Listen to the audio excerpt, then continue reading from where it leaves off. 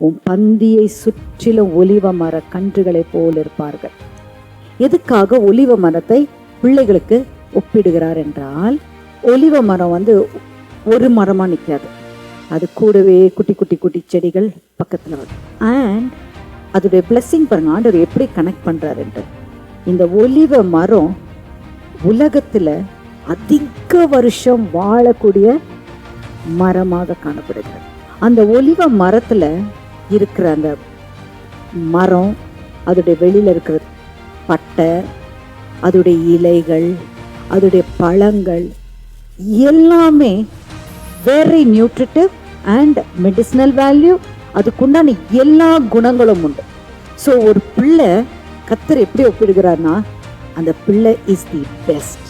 இன்னைக்கு நம்ம கிட்ட இருக்கிற ஒவ்வொரு குழந்தையும், அது சின்ன பிள்ளையா இருக்கட்டும், அது பெரிய பிள்ளையா இருக்கட்டும், நம்ம கிட்ட இருக்கிறதெல்லாம் பிள்ளைகள் தான்.